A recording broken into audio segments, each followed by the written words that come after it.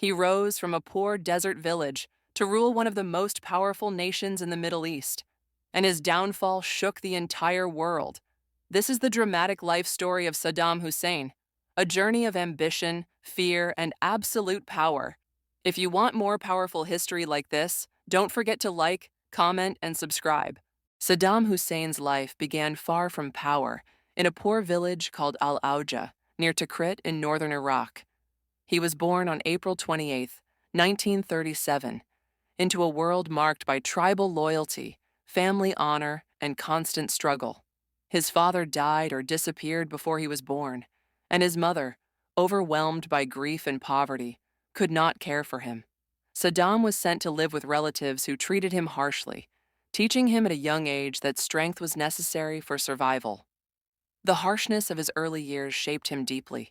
He grew up believing that authority could only be earned through fear, force, and determination.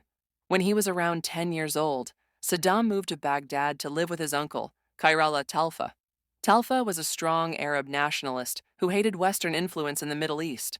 Under his guidance, Saddam was exposed to ideas of Arab unity, resistance to colonialism, and the dream of restoring Arab power. Saddam admired strong leaders, especially those who ruled with absolute control. These ideas forged the foundation of his political identity. As a teenager, Saddam joined the Ba'ath Party, a group dedicated to Arab nationalism and socialism. Ambitious and unafraid of violence, he became involved in the party's underground activities. In 1959, when he was only 22, Saddam participated in an attempt to assassinate Iraq's Prime Minister, Abd al-Karim Qasim. The attempt failed, and Saddam was injured. He fled to Syria, then to Egypt, where he continued studying politics and law. These years in exile strengthened his political vision. He dreamed of returning to Iraq and helping reshape the country into a powerful Arab state. In 1963, the Ba'ath Party briefly took control of Iraq. Saddam returned, but the government soon fell apart. Even so, Saddam remained committed to rising in the party ranks. He built alliances, eliminated rivals quietly, and developed the security networks that would later make him one of the most feared leaders in the Middle East. His patience paid off in 1968, when the Ba'ath Party successfully took power again. This time, Saddam was ready. Ahmed Hassan al-Bakr became president, but Saddam, serving as his deputy, gradually became the true center of power. He controlled the intelligence service, monitored the military, and built a system of fear that secured his influence across Iraq. By 1979, Saddam forced al-Bakr to resign and became president of Iraq. Within days of taking control, he gathered top Ba'ath Party officials and accused several of plotting against him. One by one, those accused were removed from the room and executed. The message was unmistakable. Saddam Hussein tolerated no opposition. His rule from the first day would be built on absolute control. Despite his brutality, Saddam invested heavily in Iraq's development. He used the country's vast oil wealth to modernize infrastructure, build schools, expand universities, and strengthen the nation's military. Iraq became one of the most stable and prosperous countries in the Middle East. Saddam promoted himself as a powerful Arab hero, a defender of the nation, and a symbol of strength. Portraits of him filled buildings. His speeches played on the radio. His presence became inescapable. But behind the image of progress was a regime built on fear. Political opponents disappeared. Anyone suspected of disloyalty was imprisoned, tortured, or executed. Saddam relied on a vast security apparatus to maintain control. His rule was complete, and his confidence grew. This confidence led him into one of the most devastating decisions of his life. In 1980, Saddam invaded Iran. The Iranian Revolution of 1979 had replaced the Shah with a new Islamic government, which Saddam feared might inspire uprisings among Iraq's Shia population. Believing Iran was weak and divided, he launched a full-scale attack. Saddam expected a quick victory. Instead, Iraq was pulled into an 8-year war that devastated both countries. The Iran-Iraq War became a nightmare of trench battles, human wave attacks, and missile strikes. Both sides suffered massive casualties. Saddam used chemical weapons on Iranian soldiers and on Kurdish civilians in northern Iraq. These actions shocked the world and marked him as a brutal and dangerous leader.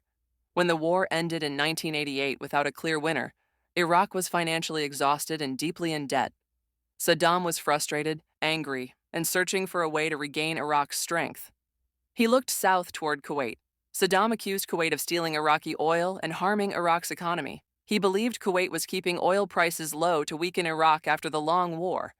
Convinced he had the right to act, and believing the world would not interfere, Saddam decided to invade.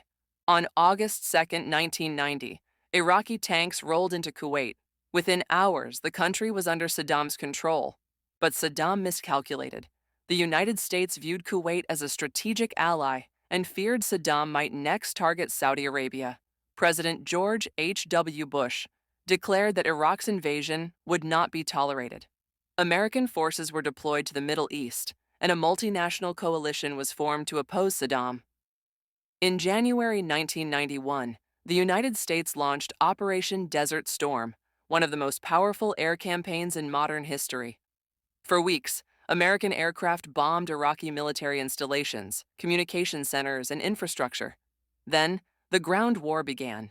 In just 100 hours, coalition forces overwhelmed Iraqi troops and liberated Kuwait.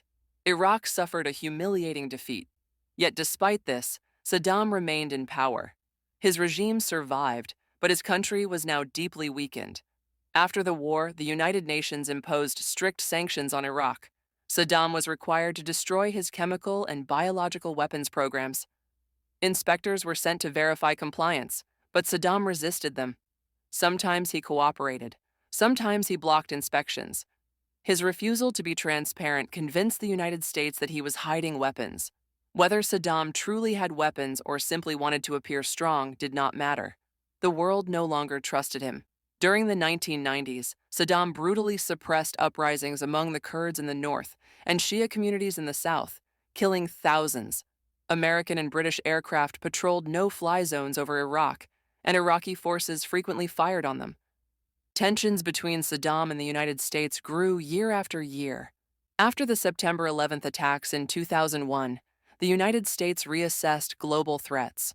Although Iraq had no involvement in the attacks, Saddam's history of aggression, his use of chemical weapons, and his long-standing defiance of international demands caused deep concern. American leaders believed Saddam could one day rebuild weapons programs or threaten U.S. allies.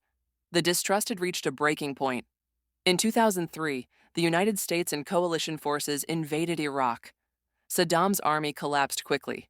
Baghdad fell within weeks. The statues of Saddam that once stood in city squares were pulled down, marking the end of his regime. Saddam fled into hiding, moving between safe houses near Tikrit. For months, he evaded capture.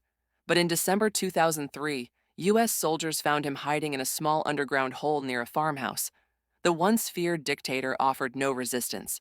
He was taken into custody, ending decades of authoritarian rule. Saddam was placed on trial by an Iraqi court for crimes against humanity, including mass executions and killing civilians. The trial revealed the scale of brutality carried out under his rule.